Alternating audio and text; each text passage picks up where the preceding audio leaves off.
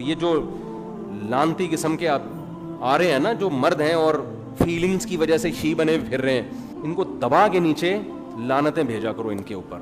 تمہیں شرم نہیں آتی؟ تمہیں خدا نے آدمی بنایا تو کیا ہجڑا بنا پھر رہا ہے تو؟ جس کو خدا نے ہجڑا بنا دیا وہ تو آزمائش ہے اللہ کی طرف سے, وہ صبر کرے. لیکن جس کو اللہ نے آدمی بنایا وہ ادھر کو چلا گیا, یہ تو نعمت کی ناقدری ہے. نہ عورت کو ادھر آنے کی اجازت, نہ آدمی کو ادھر جانے کی اجازت.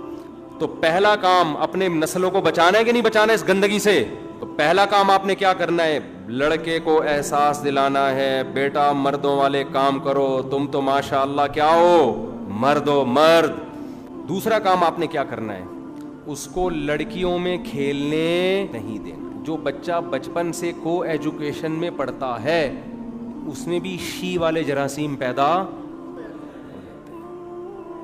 اللہ کا شکر ہے ہم جس اسکول میں پڑھے ہیں سارے لونڈے لپاڑے بدماش قسم کے. 5ویں تک کو ایجوکیشن تھا وہ بھی غلط تھا, 5ویں سے لے کے میٹرک تک سارے آدمی اور ایسے بدماش. پہلا دن ہمارا اسکول کا تھا, لڑکے تپائیاں اٹھا اٹھا کے ایک دوسرے کو مار رہے تھے. اچھا لگا ہمیں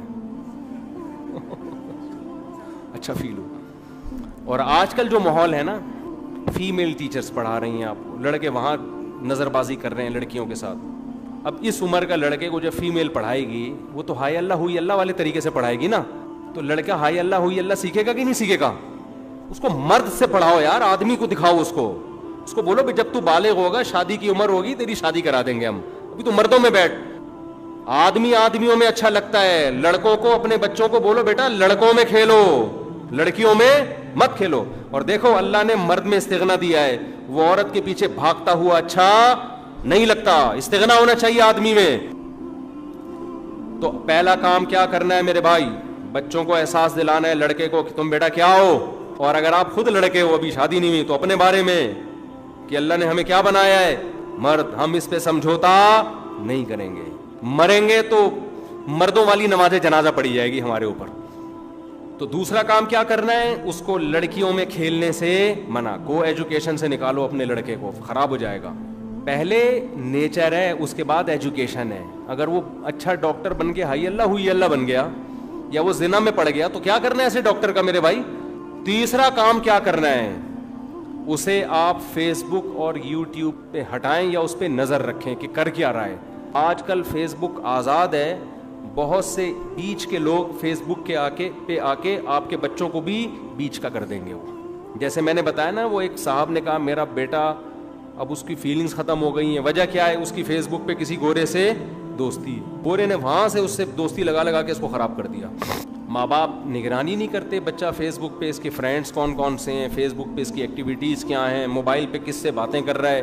اللہ میاں نے والدین کو اولاد کے لیے مربی بنایا ہے. آپ کو اپنی اولاد پہ نگرانی رکھنی ہے کہ کر کیا رہا ہے یہ. چوتھا کام کیا کرنا ہے؟ نمبر یاد رہیں گے نا. لڑکوں کو, بچوں کو ایسے لڑکوں کے ساتھ جو اس سے ایج میں تھوڑے زیادہ ہوں, فری ہونے کی اجازت. آدمیوں کے ساتھ اس کو بیٹھنے مت دو. آپ کہہ سکتے ہو بھائی مردانگی کے لیے تو ضروری آدمیوں کے ساتھ بیٹھے. بھائی 100 میں اگر ایک بھی ان آدمیوں میں خراب نکلا نا, تو وہ آپ کے بچے کو خراب کر دے گا. سمجھ میں آ رہی ہے بات کہ نہیں آ رہی؟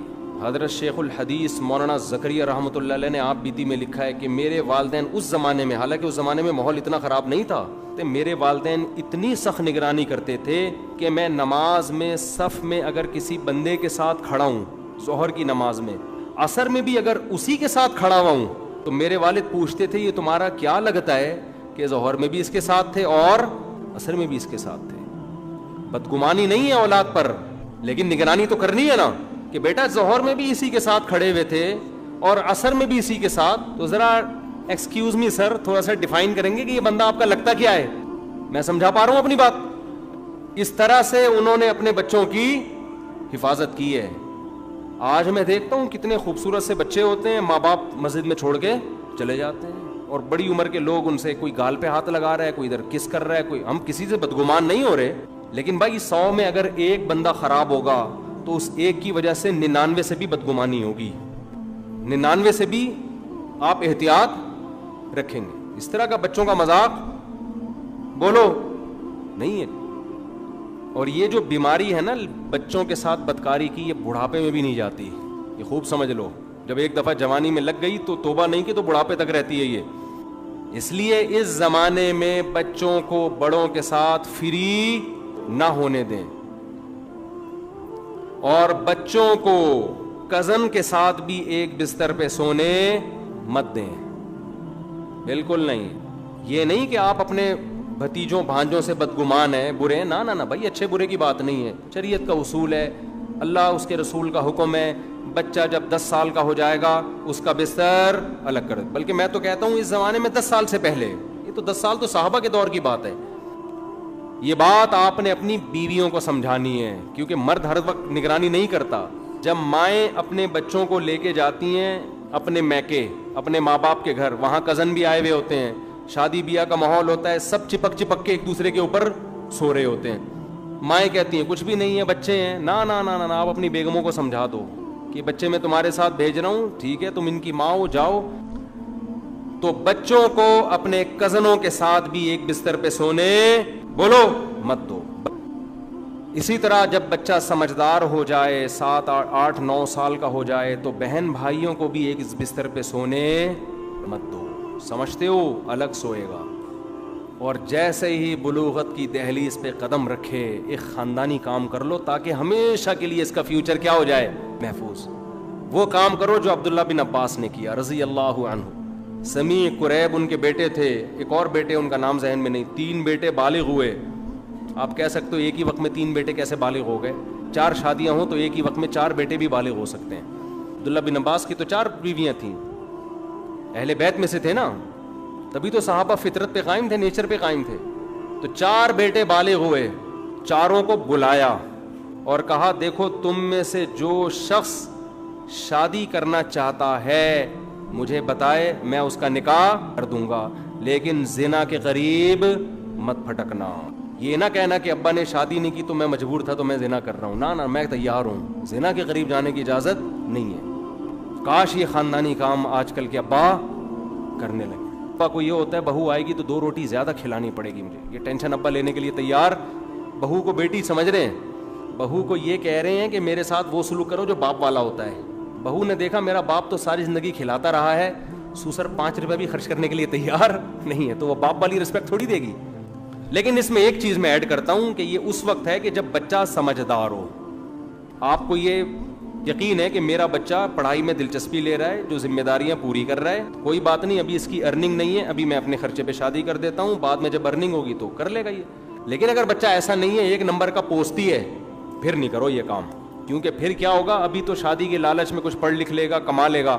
اگر پوستی قسم کا بچہ ہے نا، آپ نے شادی کر دی تو وہ بالکل ہی پڑ جائے. نالائق بچوں کی میں جلد نکاح کی آپ کو ترغیب نہیں دیتا. تو 4 کام کر لیا آپ لوگوں نے. اپنے لڑکوں کو احساس دلانا ہے بیٹا تم کیا ہو، آدمی ہو. نمبر 2 اس کو کھیلنے دینا ہے کس میں؟ لڑکوں میں، لڑکیوں میں نہیں کھیلنے دینا. تیسرا کام یہ کرنا ہے کہ اپنی عمر سے بڑی عمر کے لوگوں سے اس کو فری نہیں ہو، نگرانی کرنی ہے. بھائی انکل کے ساتھ کیوں بیٹھے ہو، کیا لگتے ہیں تمہارے انکل، کیوں دوستی لگائی ہوئی ہے بھائی؟ اور انکل میں صرف غیر نہیں اپنے بھی ہیں. ہاتھ کا مذاق نہ کرنے دیں کسی کو بھی، سمجھتے ہو؟ ہاتھ کا مذاق کی اجازت نہیں ہے. بس بیٹھو ہنسی مذاق، ہاتھ کا مذاق ماں باپ ہی بس، بھائی بہن باقی کوئی نہیں، کسی کو فری ہونے کی اجازت نہ دیں.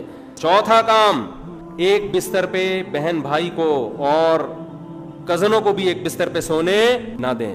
سمجھتے ہو؟ نگرانی کروائیں اپنی بیگموں سے کہ جاؤ اپنے گھر میں جاؤ، کیونکہ گھر میں تو ایسا نہیں ہوتا، لیکن جب بچے جاتے ہیں نانی کے گھر تو پھر وہاں یہ احتیاط نہیں ہوتی. اور 5واں کام یہ کرنا ہے، جب وہ بالغ ہو جائے تو اس کا نکاح کر دو.